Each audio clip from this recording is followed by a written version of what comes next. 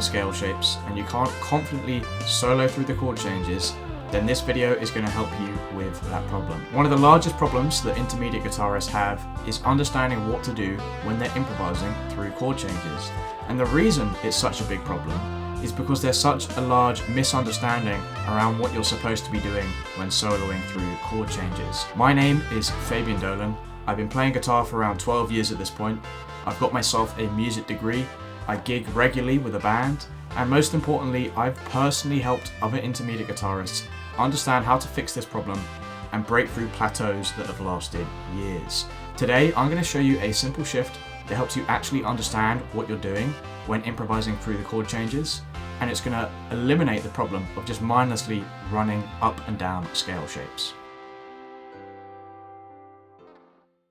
So here's the problem that we have as guitarists. We spend all this time memorizing scale shapes, but we barely spend any time actually paying attention to the chords we're supposed to be soloing over the top of.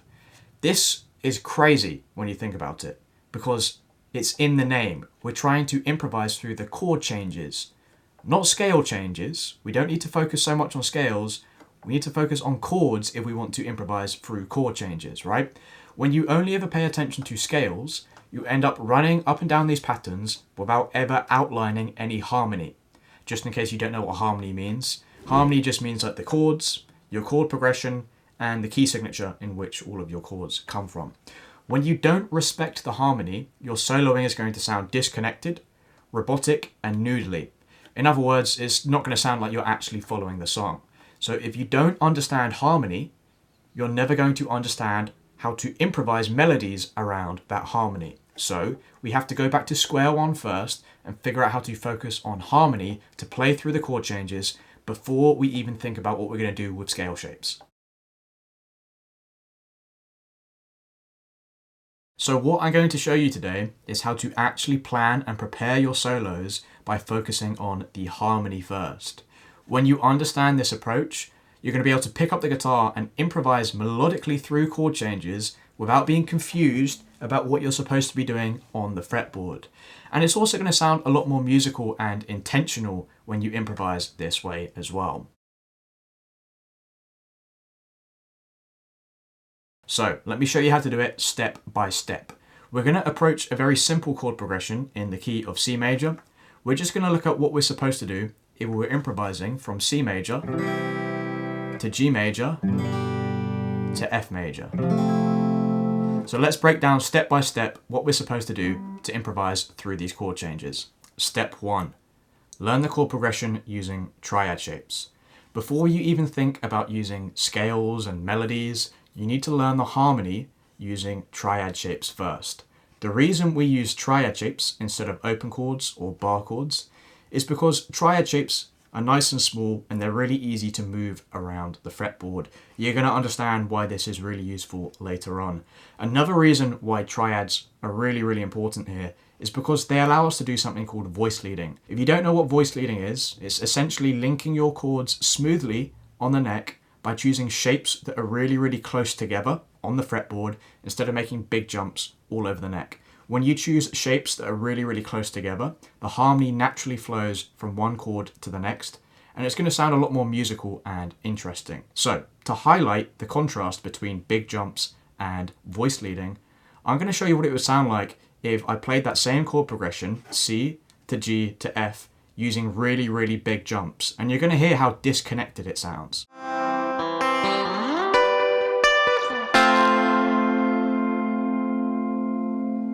So as you just heard, making these massive jumps all over the fretboard, it doesn't sound too good, and it's also really tricky to play because your hand is always moving and jumping around the neck. And I don't know about you, whenever I have to make massive jumps around the fretboard, that's whenever I'm most likely to make mistakes. So by voice leading, we minimize the opportunities to make mistakes as well. Here's one way I can voice lead that chord progression on the fretboard.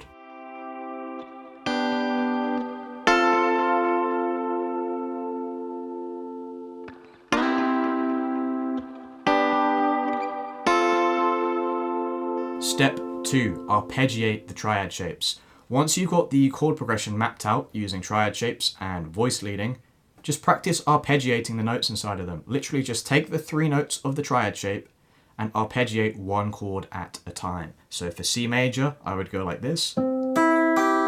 G major, I would go like this. And then for F major, I'd go like this. Now this is going to sound really, really simple at first, and that's okay, because you have to learn to walk through the chord changes before you can run through the chord changes. As you get more comfortable arpeggiating, you're going to start adding in some more interesting rhythms that might sound like this.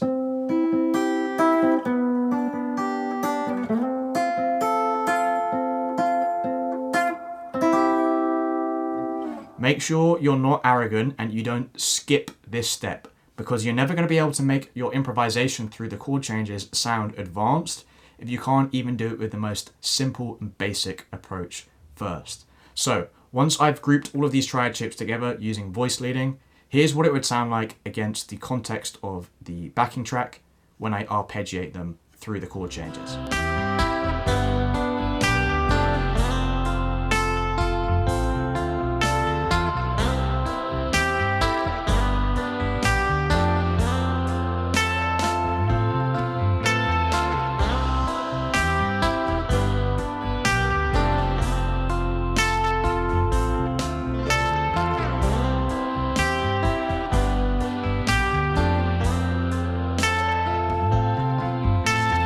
Step 3, decorate with scale notes. Once you can arpeggiate your triad shapes confidently, you're ready to start decorating them and embellishing them using scale notes. Notice how scales are the last thing you need to think about when it comes to improvising through the chord changes. Scales are really, really useful tools when it comes to finding and creating melodies, but they only become really, really useful once you've mapped out the harmony first using triad shapes. So this is the biggest misunderstanding that intermediates have. They think scales are the foundation. That's not the case. Harmony is the foundation. Scales are just the cherry on top. So what do we do with scales with these triad shapes? We have 2 options for picking scales. You can either pick the scale from your key signature. So in this example, we're in the key of C, so we pick the C major scale. Or you can pick the corresponding pentatonic with each chord in your chord progression. So you'd have C major and the C major pentatonic, G major and the G major pentatonic, and then F major and the F major pentatonic. For this video, we're just going to look at what to do with the C major scale. So I'm sure we've all encountered this C major scale shape before.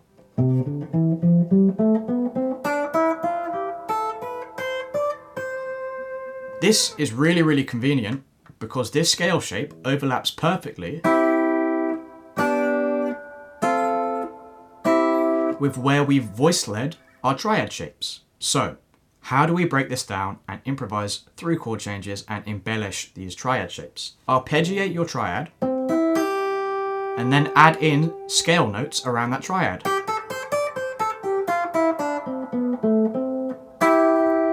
And then do that for each chord in your chord progression. So I'd go to G major now, and then I add in scale notes around that.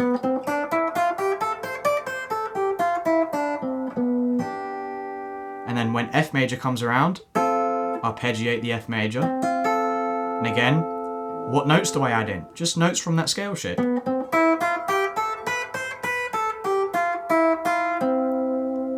So when I put everything together, I have C major, scale, then G major, scale, and then F major, scale, and then C major. All you have to do is resolve your phrases inside of the scale shape to the triads of your chord progression. Notice how I'm only using the scale notes to add in some extra flair and embellish these triads. The scales are just cherries on top. So here's what this would sound like when I'm improvising over the context of the backing track.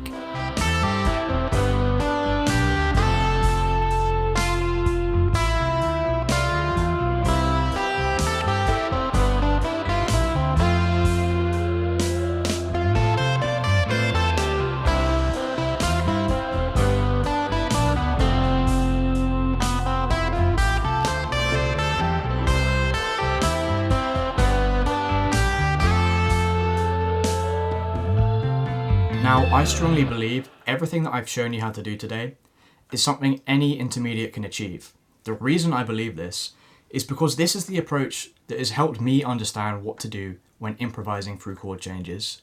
And it's also the exact same approach I teach to all of my intermediate students, and it's helped them break through years of frustration when it comes to noodling around random scale shapes. If you're an intermediate and you're not making the progress that you want on the instrument, the problem might not be you, it might be with YouTube videos like this. Now, YouTube is a brilliant place when it comes to acquiring knowledge, but if you want to actually make some results and make some progress, you have to focus on applying knowledge.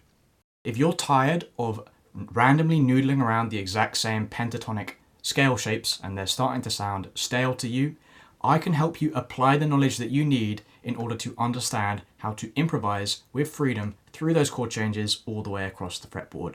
I help intermediate guitarists finally sound confident when they're playing, and I do this with a clear, simple, step-by-step roadmap that makes learning and progress way faster than you think. You can check out some of the results one of my students managed to achieve over here.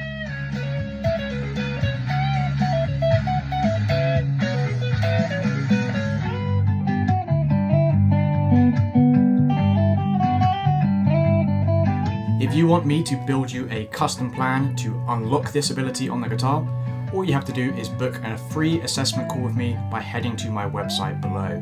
If you want to play the way you've always dreamed of on the instrument, just click the very first link in the YouTube description. But just in case you aren't ready to leave YouTube just yet and head over to my website, you can check out this other video that I made over here, and it's all about triad shapes and how David Gilmour is using them to create some of the most iconic guitar solos of all time.